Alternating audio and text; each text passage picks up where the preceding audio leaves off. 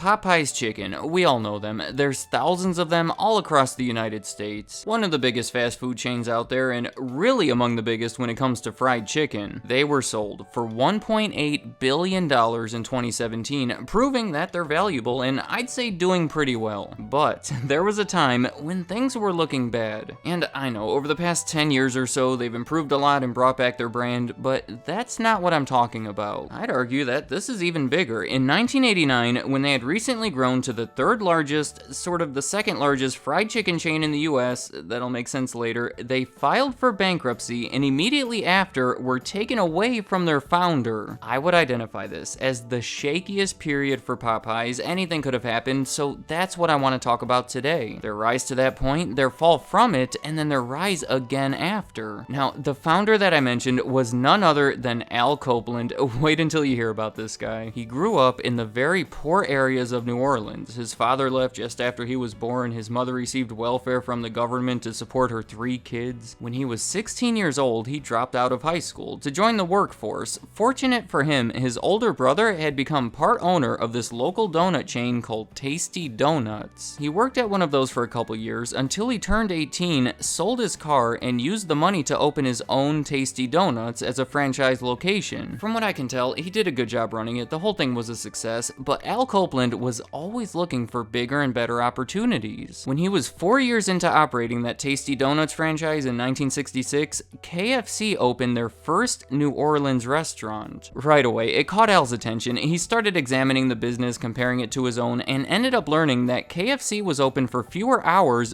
but was pulling in 4 times more money. Given those numbers, I'm sure he started thinking what we're all thinking right now. Evidently, the donut business is for suckers, because fried chicken is where you make the real money. He then spent some time planning things out, coming up with a few recipes, making some risky life decisions, and in 1971, finally opened a fried chicken restaurant called Chicken on the Run. Their slogan was, "So fast, you get your chicken before you get your change," which isn't bad, but it wasn't enough. It did not do well. Expenses totaled $2,000 every week, and after months of business, sales were still only about $1,100, meaning if he couldn't find a way to quickly double his sales, he was in some serious trouble. His plan was to shut down for a little bit and make some meaningful changes. One of those was fiddling with the recipe to make it spicier, giving it that Cajun flavor that we know them for today. In my opinion, this was one of the best decisions they ever could have made. It was just impossible to compete with KFC at their own game, so this was a perfect way to make themselves a little bit different, while appealing to the local Louisiana customers and giving them sort of a hometown identity. KFC was associated with Kentucky, and now they were associated with Louisiana. The other one was changing the name to Popeyes Mighty Good Fried Chicken. If you're wondering where that name came from, I'm guessing that he just liked the way it sounded. He claims that there's reasons behind it, but I don't really understand them. Remember, this was 1972. The Best Picture winner for that year was William Friedkin's The French Connection. It starred Gene Hackman as Detective Popeye Doyle. He claims to have named the restaurant after this character, and I know they used to use the cartoon sailor in their ad campaigns for 35 years, but that came later. Now, I don't see any association with the movie or the character beyond the name. It's not like there's a famous fried chicken scene in it. Also, this is confusing too, he chose not to use an apostrophe in the name, which I believe is poor grammar. When he was asked about it, he joked and said that he was too poor to afford one at the time, which, yeah, it's funny, but what is he talking about?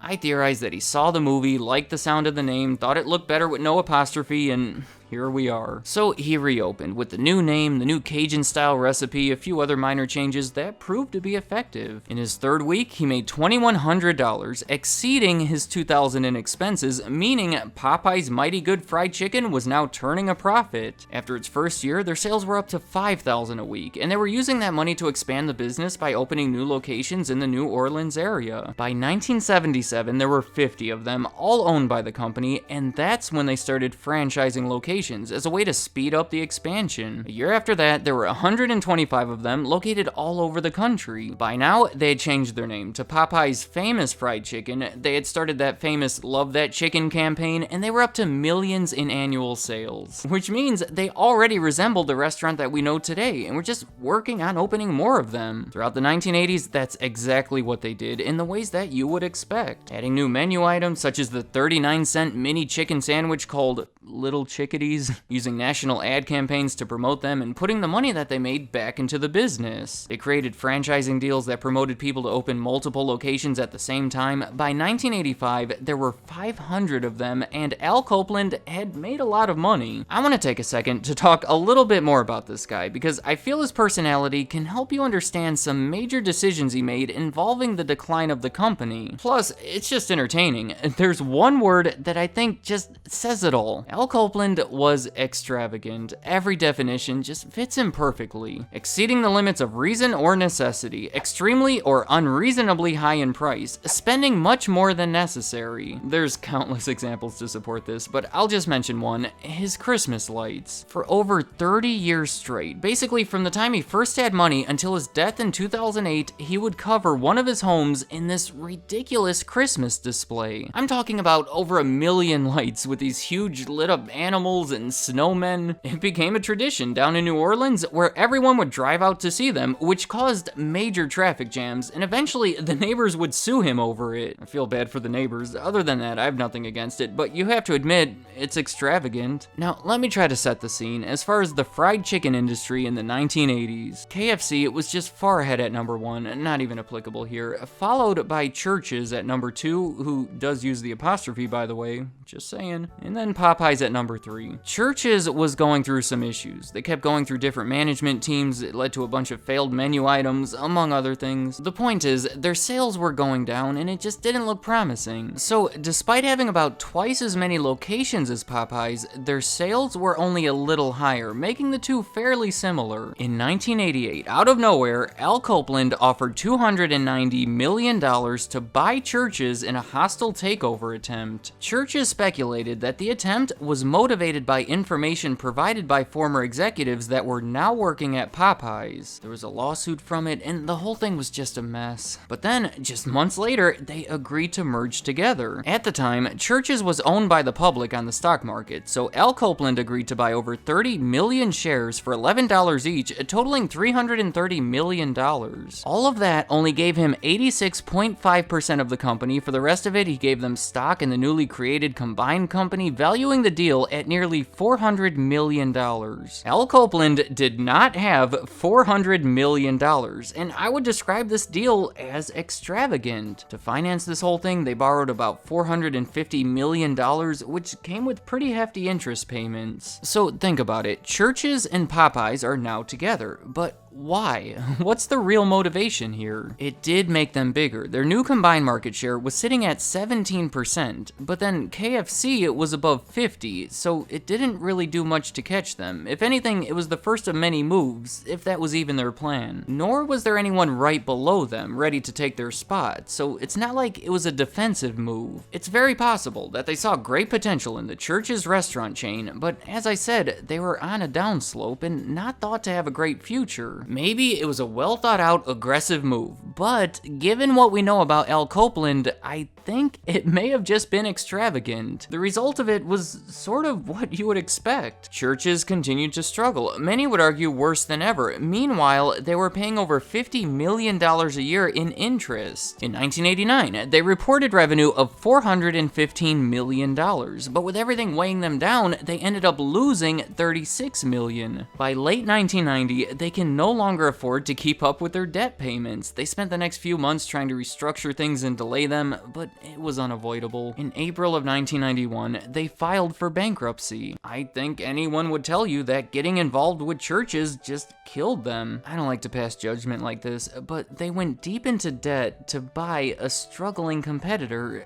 I don't even know what to say here. The Canadian Imperial Bank of Commerce was their main creditor. That's who Copeland went to fund the acquisition, so the bankruptcy court ordered ordered that they would receive ownership of just about everything. Once they received Popeyes and Church's, they established a new parent company called AFC, which stands for America's Favorite Chicken Company. It's another C there. But there was some good news for Al Copeland. See, in 1984, he had started a separate company to provide ingredients for Popeyes restaurants and actually transferred the rights to the recipe over there. They immediately worked out this agreement where he would receive $3.1 million every year in exchange for letting them use that famous recipe. That went on until 2014 when they finally just bought the rights to it. So much has happened with AFC since they were created through this whole ordeal. So for now, let me just go through some of the highlights. In the early 1990s, they hired this guy Frank Bellotti to turn around the company. He had already proven himself in spearheading one of Arby's many turnarounds a few years earlier. The plan included remodeling a bunch of restaurants, separating the two chains as much as possible while both remaining under their control, expanding Church's into Canada, and just doing what they could to put in care and strengthen the brands. Once these two were doing better, they set their focus on adding new brands to the business, specifically ones that were attractive for franchising. Their plan was to be this franchising giant by promoting, I guess what you would call cross-franchising between different chains. Like, say, I already own a Popeyes franchise and I'm looking for something new, I could buy a Cinnabon franchise without much trouble because it's from the people that I've already been working with. That idea came crashing down in 2003 when they had this accounting issue connected to Arthur Andersen. It meant that they had to restate their results, which is never good. There was an SEC investigation, shareholder lawsuits. It revealed lower profits than the public was previously led to believe. The combination of everything led to AFC selling off all these other chains so they can focus solely on Popeyes. The money that they made from those sales helped them get through the scandal as far as settling lawsuits, among other things, and it allowed them to further invest in Popeyes. In 2014, AFC actually changed their name to Popeyes Louisiana Kitchen, further promoting that hometown identity. And finally, back where we started, in 2017, the people who own Burger King restaurant brands bought the entire company for $1.8 billion. Let me know in the comments, what do you think of all this? I know, I started going way too fast at the end there, but there's just so much here. I kept getting pulled in different directions, so I figured for today, I'll keep it at a high level, and then you can let me know which aspects you'd like to hear more about in the future. AFC's mission to become a franchising giant, their accounting issues with Arthur Andersen, maybe their more recent comeback following the divestments, or their involvement with Burger King now. There's a lot there. So any thoughts you have on any of it, leave them in the comments. I'd like to hear what you have to say. Thank you for watching.